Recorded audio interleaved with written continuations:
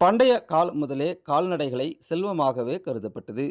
ஆகவேதான் கால்நடைகள் மனிதனுக்கு உழைப்புக்கும், வேளாண்மைக்கும், பொருளாதார வளர்ச்சிக்கும் கால்நடைகள் உறுதுணையாக இருக்கிறது.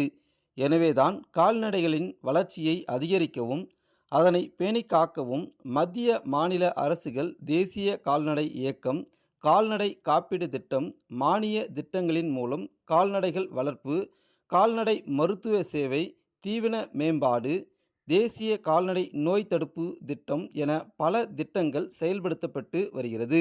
அதில் ராணிப்பேட்டை மாவட்டத்தில் கால்நடைகளின் இறப்பை தடுப்பதற்காக தேசிய கால்நடை நோய் தடுப்பு திட்டத்தின் கீழ் கோமாரி நோய் தடுப்பூசி 7வது சுற்று திட்டத்தை கடந்த 2ஆம் தேதி வானாம்பாடி கிராமத்தில் மாவட்ட ஆட்சியர் முனைவர் சந்திரகலா கால்நடைகளுக்கு தடுப்பூசி போடும் பணியை தொடங்கி வைத்தார். அதனைத் தொடர்ந்து இந்த முகாமானது கலவை அருகே உள்ள இருங்கூர் கிராமத்தில் கால்நடை பராமரிப்பு துறையின் மண்டல இணை இயக்குனர் திருமூலன் தலைமையில் 1000ற்கு மேற்பட்ட கால்நடைகளுக்கு கோமாரி தடுப்பூசி போடும் முகாம் நடைபெற்றது.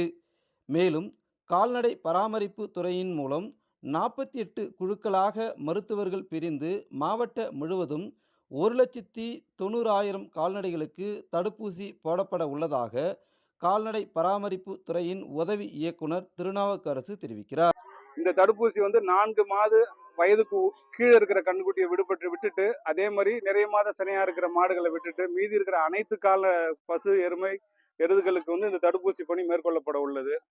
பொதுமக்கள் அனைவரும் நாங்க கேட்டுக்கிறது என்னன்னா, ஊசி போடுறதுனால பால் குறைஞ்சிரும், அபார்ஷன் ஆகுன்ற மாதிரி ஒரு தவறான கருத்து இல்லாம இந்த தடுப்பூசியினை கண்டிப்பா அனைத்து கால்நடைகளுக்கும் இங்க மருத்துவரின் அறிவுரையின் பேர்ல போட்டுக்கொள்ளுமாறு துறையின் சார்பாக, மாவட்ட நிர்வாகத்தின் சார்பாகவும் உங்களை அன்போடு கேட்டுக்கொள்கிறோம். அதேபோல் வருடத்திற்கு கோமாரி தடுப்பூசி 2 கட்டங்களாக போடப்படுவதால் கால்நடைகளின் இறப்பு தடுக்கப்பட்டு உள்ளதாக இருங்கூர் ஊராட்சி மன்ற தலைவர் சரவணன் தெரிவிக்கிறார்.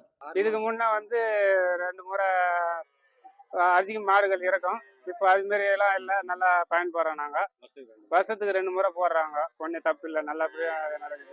வாழ்வாதார இதுதான் நல்லா சிறப்பாக நடத்தி கொடுத்தாங்க. ஏற்பாடு செய்து கொடுத்ததுக்கு துறை சார்பாகவும் கால்நடைத்துறை சார்பாகவும் மத்திய மாநில அரசுக்கு நன்றி தெரிவித்துக் கொள்வோம். மத்திய மாநில அரசுகள் கொண்டு வரும் திட்டங்களின் மூலம் கால்நடை உற்பத்தியை அதிகரித்து நமது பொருளாதார வளர்ச்சியை பெருக்குவோம். டிடி தமிழ் செய்திகளுக்காக ராணிப்பேட்டையிலிருந்து மா. சுமன்.